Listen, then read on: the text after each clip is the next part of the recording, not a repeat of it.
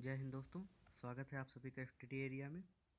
तो आज हम बिहार पुलिस कांस्टेबल के लिए इतिहास का प्रैक्टिस सेट सॉल्व करने वाले हैं, जिसमें कुल 25 सिलेक्टेड क्वेश्चंस हैं जो एग्ज़ाम में पूछे जा सकते हैं। पहला प्रश्न है, कौन से प्रसिद्ध भारतीय गुरुदेव के नाम से जाने जाते थे? तो ये रविन्द्रनाथ टैगोर जी गुरुदेव के नाम से जाने जाते थे। अगला प्रश्न है, महात्मा गांधी अपना राजनीतिक गुरु किनको मानते थे? बहुत इंपॉर्टेंट है, तो ये गोपाल कृष्ण गोखले जी को, डी।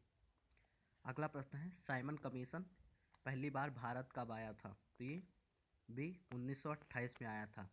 साइबर कमीशन का गठन नवंबर 1927 को लंदन में किया गया था और 1928 को ये पहली बार भारत आया।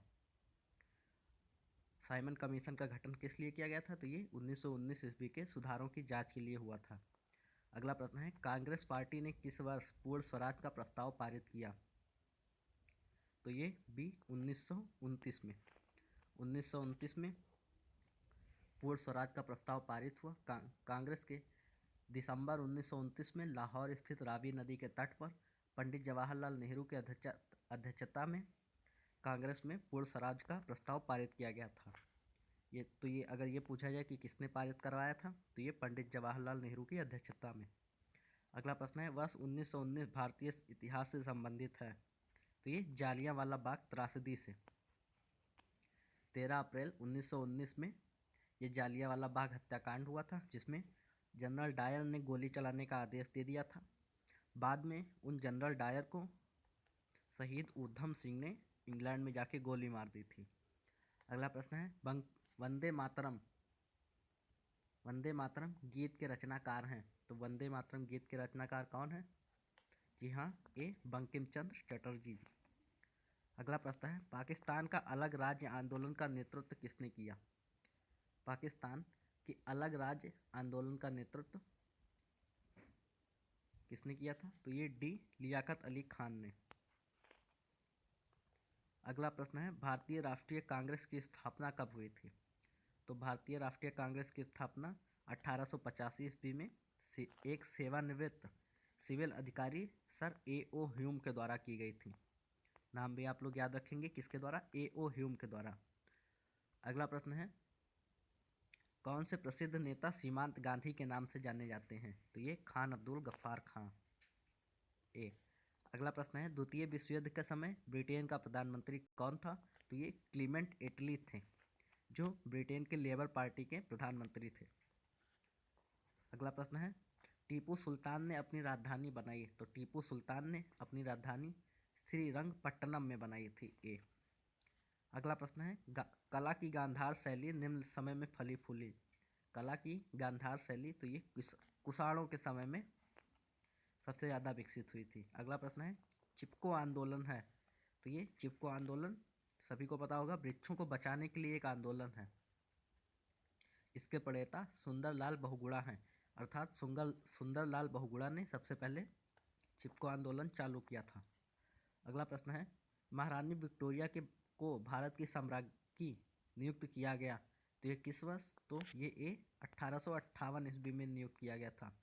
1857 की क्रांति के बाद ब्रिटिश संसद द्वारा 1858 में पारित अधिनियम के तहत तत्कालीन ब्रिटेन महारानी विक्टोरिया को भारत की सम्राज्ञी नियुक्त कर दिया गया था। इससे पूर्व तक भारत पर ईस्ट इंडिया कंपनी का शासन रहता था। अगला प्रश्न है, सिंधु सभ्यता निम्नलिखित में से किस काल में पड़ती है? सिंधु सभ्यता निम्नलिखित में से किस काल में पड़ती है? तो ये डी आदि ऐतिहासिक काल में पड़ती है। यह एक ऐसी सभ्यता थी, यह शहरी सभ्यता थी तथा यह 2500 ईसा पूर्व से 1500 ईसा पूर्व तक विकसित हुई थी। अगला प्रश्न है, 800 से 600 ईसा पूर्व का काल किस युग से जुड़ा है? 800 से 600 ईसा पूर्व का काल, तो ये ब्राह्मण युग से जुड़ा है, जहाँ ब्राह्मणों का वर्चस्व था। अगला प्रश्न है, बोगाज कोई का महत्व इसलिए है कि? तो बोगाज कोई का महत्व किस लिए है कि वहाँ जो अभिलेख प्राप्त हुए हैं उनमें वैदिक देवी एवं देवताओं का वर्णन मिलता है। अगला प्रश्न है, गायत्री मंत्र किस पुस्तक में मिलता है? तो ये सी ऋग्वेद में मिलता है। ऋग्वेद में कुल 10 मंडल 1028 सूक्त, याद रखिएगा, ये पूछा जा सकता है कि ऋग्वेद में कुल 1028 सूक्त तथा 10,580 10,580 ऋचाएँ हैं। 10,580 ऋचाएँ हैं, जिसके रचयिता विश्वामित्र हैं। ऋग्वेद के तृतीय मंडल के रचयिता विश्वामित्र जी हैं। संगम युग में उरैयूर किस लिए विख्यात था? तो ये सूत्री वस्त्र के लिए, अर्थात कपास के व्यापार का महत्वपूर्ण केंद्र था। चोल वंश का यहाँ पर शासन था। अगला प्रश्न है, आजीविका संप्रदाय के संपादक कौन है? संस्थापक कौन है? आजीविका संप्रदाय के संस्थापक कौन है? तो ये मखली गोसाल जी हैं। आजीविका संप्रदाय के संस्थापक मखली गोसाल, और इस संप्रदाय के अनुयायी आजीवक संप्रदाय के नाम से जाने जाते हैं। अगला प्रश्न है, भागवत संप्रदाय के विकास में किसकी देन अत्यधिक थी? तो भागवत संप्रदाय के विकास में हिंद यूनानी लोग यानी कि बी की देन सबसे अधिक थी। भागवत संप्रदाय जिसे वैष्णव धर्म कहा जाता है, ये सबसे पहले 4वीं-5वीं शताब्दी में गुप्त काल में सबसे ज़्यादा इसका फैलाव हुआ था। अगला प्रश्न है, किस अभिलेख से यह साबित होता है कि चंद्रगुप्त का प्रभाव पश्चिम भारत पर फैला हुआ था? तो ये किस अभिलेख से? तो ये सी, रुद्र दमन का जूनागढ़ अभिलेख से। 22 का सी। अगला प्रश्न है, केवल वह स्तंभ जिसमें अशोक ने स्वयं को मगध का सम्राट बताया है, एकमात्र ऐसा स्तंभ कौन सा है जिसमें अशोक ने स्वयं को मगध का सम्राट बताया है? तो ये कौन स्तंभ है?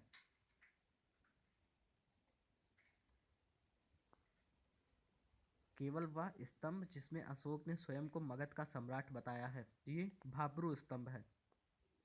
अगला प्रश्न है, उस स्रोत का नाम बतलाइए जो प्राचीन भारत के व्यापारिक मार्गों पर मौन है।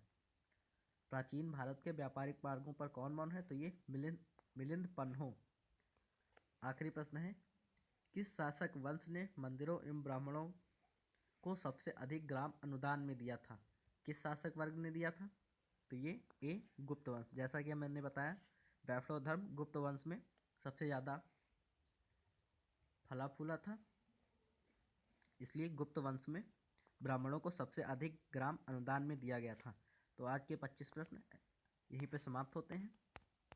धन्यवाद।